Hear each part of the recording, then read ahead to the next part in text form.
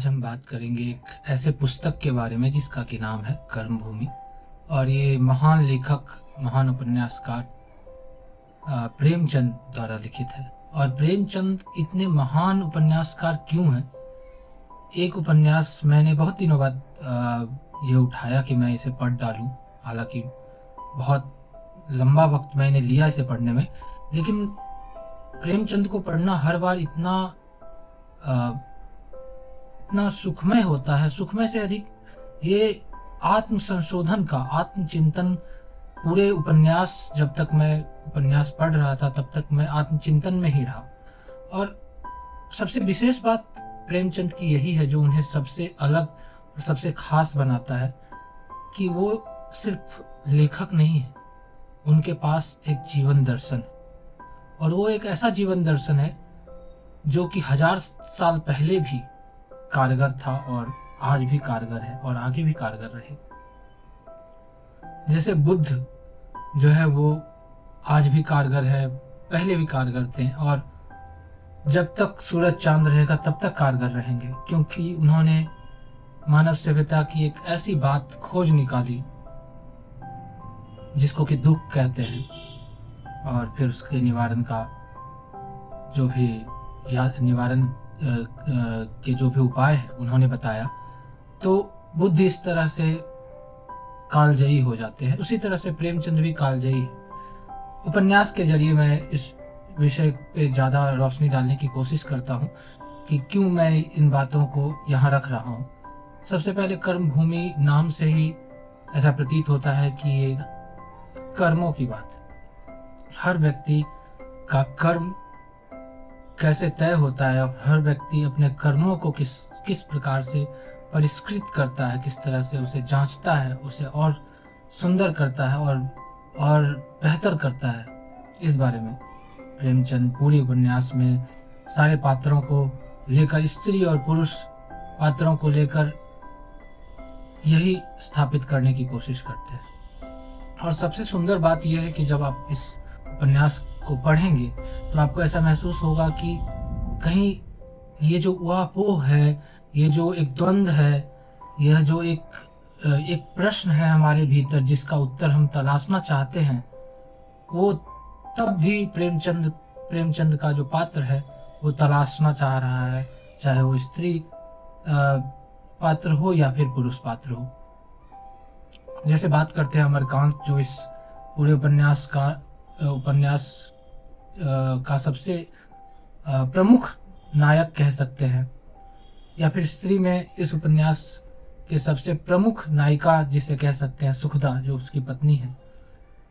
दोनों की जो जीवन यात्रा है उसे आप जब देखेंगे, इस पूरे पथ को देखेंगे, ट्राजेक्ट्री जिसे कहते हैं हम, इस पूरे ट्राजेक्ट्री को देखेंगे तो आपको ऐसा महसूस होगा कि आप अपने जीवन की यात्रा को भी देख रहे हैं। एक स्त्री भी सुखदा के जीवन को जब पढ़ेंगी इस उपन्यास के जरिए तो उसे भी उस अपने जीवन यात्रा जैसा ही लगेगा, चाहे वो यात्रा कैसी भी हो, चाहे वो गरीब हो, अमीर हो, कोई भी व्यक्ति हो।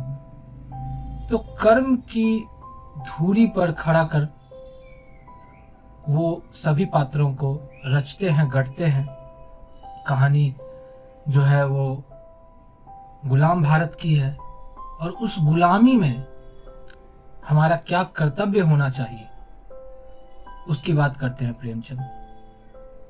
कह सकते हैं कि शायद मेरा ये पूर्वाग्रह भी हो, या फिर मुझे ऐसा महसूस होता है कि प्रेमचंद का दर्शन बहुत अधिक वेदांत से बहुत अधिक समकक्ष लगता है, लेकिन वो किसी एक वेदांती की तरह सिर्फ धर्म के रास्ते पर नहीं चलते जाते हैं। वो धर्म की विवेचना भी करते हैं और वो धर्म के लीक पर इसे नहीं खड़ा करते हैं। वो व्यक्ति के स्तर पर इसे लेकर आते हैं और व्यक्ति के आत्मबोध से क्या स्वर निकलना चाहिए, क्या गीत निकलना चाहिए, इस बारे में बात करते हैं।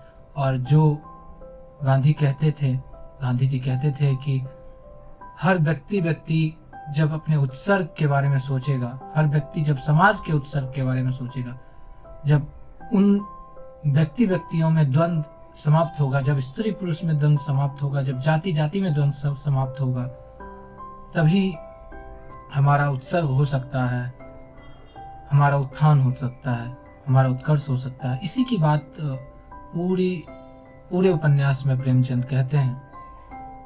संघर्ष को सबसे ऊपर रखते हैं, सर्वोपरि मानते हैं कि जीवन में अगर संघर्ष करेगा व्यक्ति, तभी वो इस सत्य को जान पाएगा कि जीवन सचमुच उसे क्या कहता है, जीवन सचमुच उससे क्या चाहता है। जिस रास्ते में हम सब भटक रहे हैं, जिस भटकाव में हम हैं, वो भटकाव से हम कैसे बाहर निकल सकते हैं, निजात पा सकते हैं। और कर्म भूमि उपन्यास का नाम रखते हुए मैं जितना समझ पाता हूँ, प्रेमचंद यही कहते हैं कि इस निर्वाण को हम कर्मों के जरिए ही प्राप्त कर सकते हैं। इस निर्वाण को प्राप्त करने के लिए पहाड़ों में जाने की आवश्यकता नहीं है। इस निर्वाण को प्राप्त करने के लिए तपस्या करने की आवश्यकता नहीं है। जो तपस्या करना है, जिस भी तपस्या की आवश्यकता है, जिस भी संघर्ष की आवश्यकता है, वो इसी समाज में रहकर, इसी धरती पर रहकर, इसी जीवन को अपना मानकर करना है। और इसी तरह से उपन्यास जो है वो एक जैसे गुलाम भारत की क्या संघर्षें हैं, और प्रेमचंद यहाँ सिर्फ उन अंग्रेजों से लड़ने की बात नहीं करते हैं। जैसे आज देश की जो स्थिति है, देश जिस रसातल में है, ये चिंतन का विषय है। आज भी प्रेमचंद अगर होते तो ऐसे ही कोई कर्मभूमि को लिखते होते। आज भी वो किसी अमरकांत, सुक्ता, समरकांत, नैना, रेणुका देवी, सलीम या फिर जो भी पात्र हैं इसमें, और भी अन्य पात्र हैं, उन्हीं को स्थापित करते, उन्हीं गरीब जनों से और जो अमीरों के घर में भी जो एक संवेदनशील व्यक्ति पैदा हो गया, उससे संघर्ष करवाते। फिर उनकी कहानी का यही पूरा का पूरा ट्रैजेक्टरी रहता, पूरी यात्रा यही रहती कि वो संघर्ष को ही सबसे अहम मानते।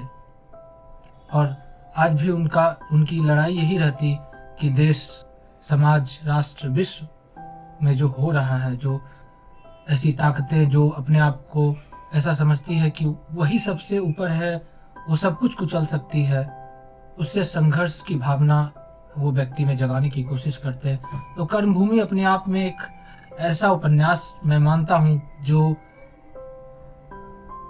देशवासियों के अंदर एक आत्मबोध जगाने हेतु लिखा गया है। ये एक राष्ट्रवाद को समर्पित, इस देश को समर्पित, उस संग्राम को समर्पित, और उस संग्राम में किन गलतियों से हमें बचना चाहिए और किन पशुताओं से हमें बचना चाहिए, किन वासनाओं से हमें बचना चाहिए, और स्त्री और पुरुष दोनों का क्या कर्म होना चाहिए, उन सारे कुत्सित धर्मों को, उन सारे आडंबरों को जिस तरह से तोड़ते हैं प्रेमचंद, आप पढ़ेंगे तो आपको महसूस होगा कि ये आपके अंदर भी एक आत्मावलोकन की प्रक्रिया शुरू कर सकता है। यही इस उपन्यास का पूरा कथ्य है। इस उपन्यास के बारे में हम समझ पाते हैं, और जिस तरह से भी इसका अंत होता है, हर पात्र के बारे में जब हम बात करते हैं तो हर पात्र को जिस तरह से प्रेमचंद ने गढ़ा है, और जिस प्रकार से वो उसी ईश्वरीय चेतना को जगाने की बात करते हैं हर व्यक्ति में, चाहे वो किसी भी धर्म का हो, वो हिंदू और मुसलमानों दोनों की बात करते हैं, और इतनी आत्मपरख के साथ बात करते हैं, इतने सच्चाई और इतने सत्यता के साथ बात करते हैं कि आप ठहर कर सोचेंगे कि सचमुच हमें अब अवलोकन की आवश्यकता है, हमें इस तरह से सोचने की आवश्यकता है। तो प्रेमचंद को तो मैं एक साधक की तरह मानता हूँ। उनका जीवन भी ऐसा ही रहा, वो जीवन भी इस तरह से ही जीते जीते रहें। और कहते हैं लोग कि मुफलिसी और गुर्बत में क्या जीना, अच्छी तरह से जीना चाहिए व्यक्ति को। लेकिन शायद वो मुफलिसी में ही जीते रहे, लेकिन कभी उन्होंने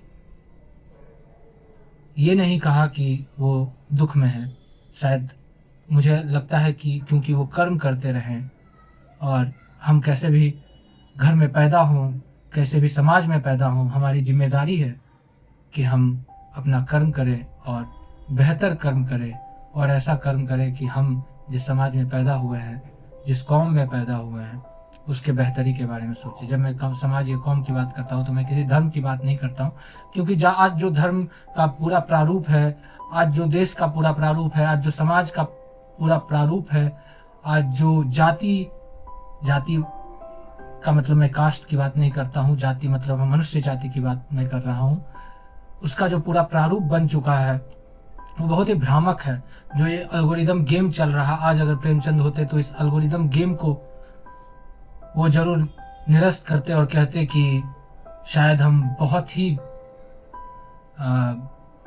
बुरे पथ को, बहुत ही पथभ्रष्ट हो चुके हैं हम, हमें सही रास्ते पर आने की आवश्यकता है और अपने कर्म करने की आवश्यकता है। बस यही इतना ही है कर्म भूमि। आप पढ़ सकते हैं प्रेमचंद की कोई भी पुस्तक, तो ऐसे ही होती है कि वो आपको झकझोर देती है, वो आपको खुद से प्रश्न करने के लिए आपके सामने आप खुद खड़े हो जाते हैं, आप खुद से प्रश्न करने के लिए उद्यत हो जाते हैं, और आप अपने जो जीवन जी रहे हैं, जो आपका जीवन है, उससे प्रश्न करते हैं कि सचमुच आप क्या इस जीवन के प्रति सत्य है? क्या आप जो कर रहे हैं, आपका कर्म जो है वो सत्यता की ओर है, वो उत्थान की ओर है? क्या वो आपका उत्थान करेगी? क्या आपके अंदर वो एक करुणा या दया या प्रेम का उत्सर्ग करेगी? हमें इस उपन्यास से यही सीख मिलती है। सीख तो मैं क्या ही कहूँगा ये कि ये अपने आप में एक जीवन की दिशा स्थापित करती है कि हमें कैसा जीवन जीना चाहिए, चाहे हम किसी भी वक्त में पैदा हुए हों, किसी भी समाज में पैदा हुए हों।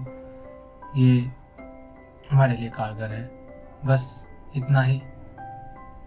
कर्म भूमि, अपना कर्म करें और उसे हमेशा परिष्कृत करते रहें, हमेशा खुद से सवाल करते रहें, आत्मावलोकन करते रहें, आत्मचिंतन करते रहें कि आप जो कर रहे हैं कहीं आप अन्याय तो नहीं कर रहे हैं खुद के साथ, गरीबों के साथ, लोगों के साथ। खैर, बस इतना ही है। धन्यवाद।